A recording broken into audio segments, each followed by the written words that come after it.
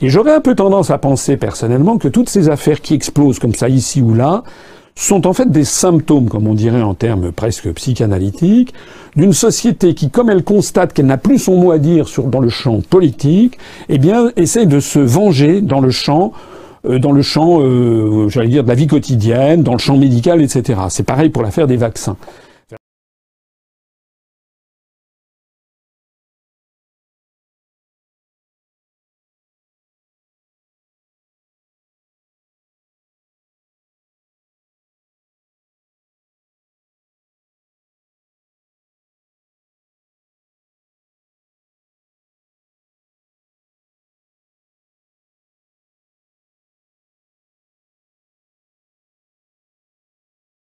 Des vaccins, on m'a souvent posé la question. Personnellement, je ne suis pas contre les vaccins, par principe.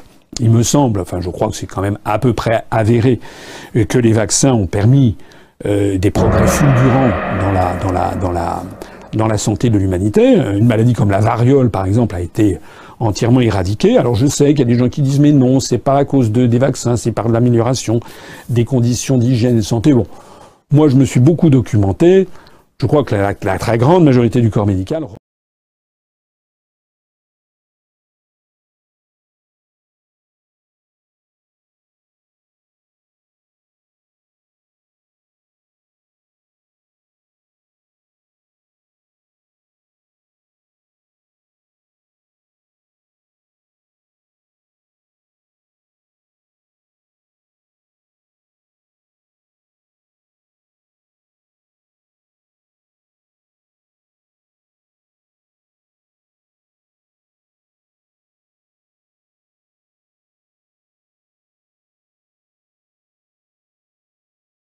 du corps médical reconnaît l'efficacité du vaccin, quoi, le BCG, la variole, pour l'éradication de la variole, la fièvre jaune, qui est un vaccin qui est valable à vie et qui est efficace à 100%.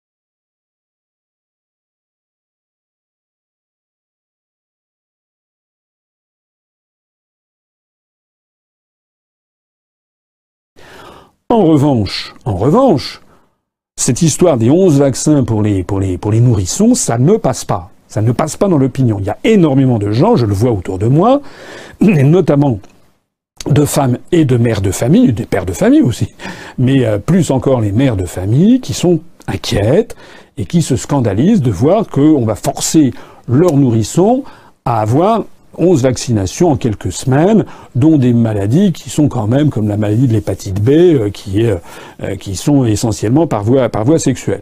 Moi, ce que j'observe, c'est que ça a été malmené, mal conduit par Madame Buzyn, par la ministre de la Santé, qui à peine était-elle assise dans son siège de ministre de la Santé, que la première décision qu'elle a prise, c'était ça, ce qui a donné à penser à l'opinion publique qu'elle était en fait mandatée pour ça par des laboratoires pharmaceutiques. Voilà. Alors elle a beau dire que non, le doute est dans l'esprit de l'opinion publique. Voilà.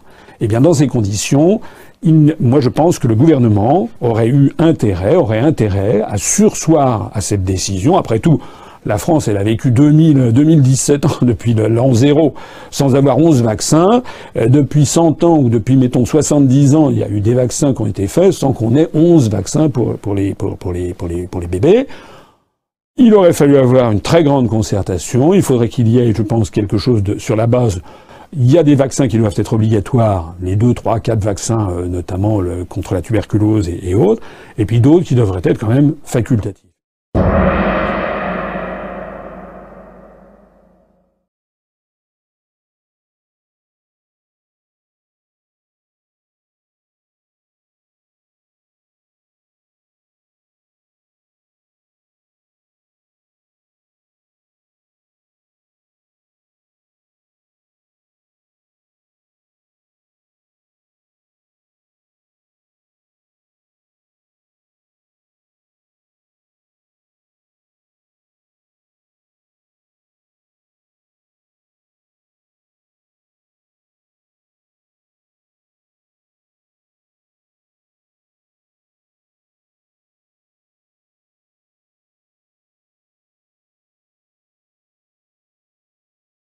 Nos amis italiens nous expliquent clairement que la mafia devient inexpugnable à partir du moment où elle a le contrôle politique.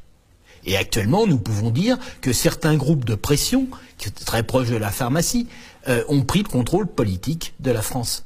Et donc le ministère ne protège plus la sécurité sanitaire des Français, mais l'intérêt de l'industrie pharmaceutique et des grandes assurances. Et c'est ça le vrai drame. Finalement, l'hôpital est devenu une entreprise comme les autres. C'est là où le profit règne et où les administrateurs, les managers et les grands fonctionnaires entre guillemets de l'État qui ne connaissent finalement pas grand-chose à la médecine décident.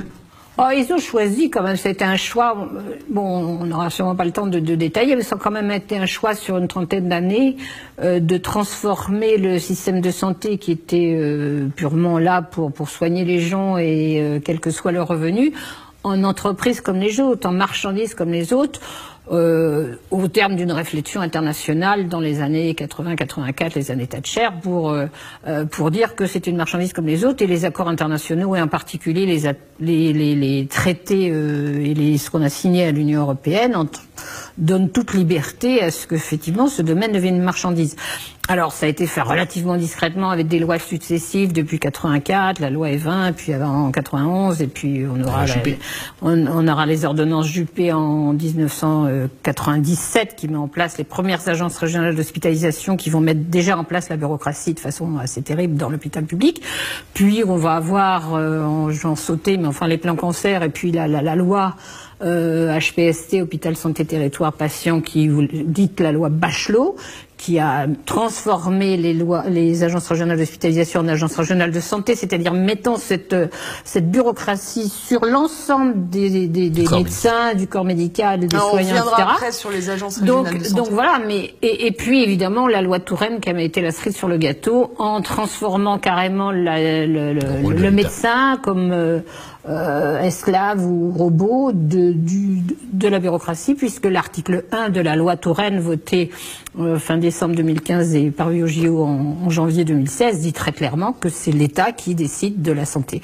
Donc, si vous voulez, on est quand même effectivement dans une catastrophe, puisque on est effectivement devenu une entreprise et que ça se voit comme dans les autres entreprises. C'est-à-dire quand vous voyez, bon, vous avez su, on a déjà parlé ici, je crois, le professeur Mignin s'était suicidé à l'hôpital Pompidou.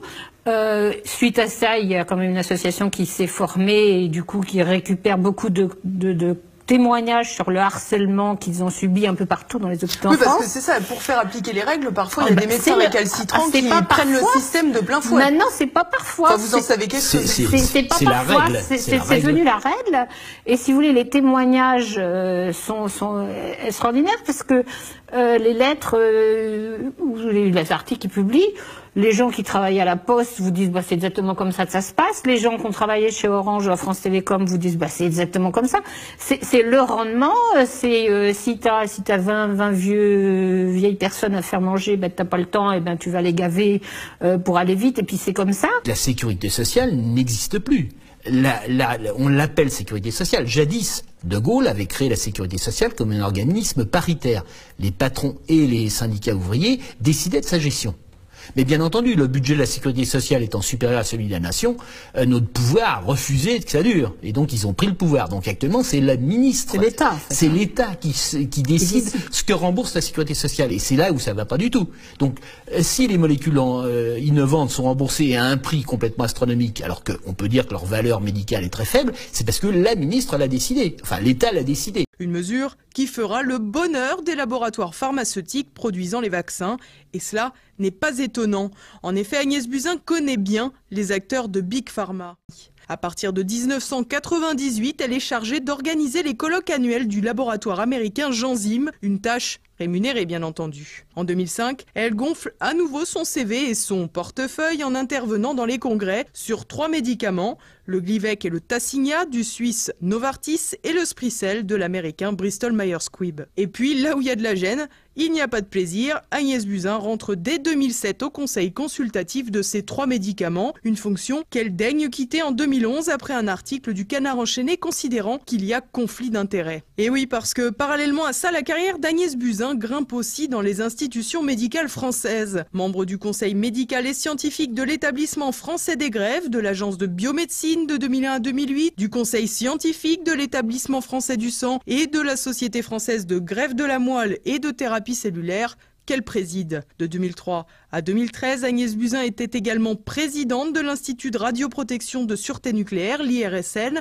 puis membre du comité du commissariat à l'énergie atomique, le CEA. En 2009, elle commence par intégrer le conseil d'administration de l'Institut national du cancer, l'INCa, puis devient présidente après avoir mis officiellement un terme, en 2011, à ses activités rémunérées auprès des laboratoires. En 2016, Agnès Buzyn est également nommée présidente de la Haute Autorité de Santé. D'aucuns considèrent que son premier mariage en 1985 avec Pierre-François Veil, qui n'est autre que l'un des fils de Simone Veil, a agi comme un premier accélérateur de carrière. Ces secondes noces ne nuiront pas à l'ascension puisqu'Agnès Buzyn est désormais mariée à Yves Lévy, le directeur général de l'INSERM. Du coup, depuis son arrivée au ministère de la Santé, Agnès Buzyn a sous sa tutelle son époux, même si le cabinet de la ministre a fait savoir que cette dernière ne traiterait pas directement les affaires concernant l'INSERM.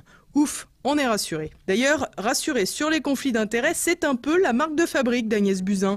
En effet, l'actuelle ministre a une conception bien à elle de tout cela. Elle a affirmé à cet effet dans une réunion, je cite, « L'industrie pharmaceutique joue son rôle et je n'ai jamais crié avec les loups sur cette industrie. Il faut expliquer que vouloir des experts sans aucun lien avec l'industrie pharmaceutique pose la question de la compétence des experts. » Eh bah oui, si on fricote pas avec l'industrie pharmaceutique, c'est qu'on est pas bon. Eh bah oui, on n'y avait pas pensé. Et puis, au cas où on l'aurait pas encore compris, le ministre de la Santé est également habitué du NIL, un groupe dont l'objectif est d'accompagner les acteurs de la santé dans leur stratégie d'influence et d'apporter des conseils au pouvoir public de santé. Agnès Buzyn y donnait encore des conférences en mars dernier.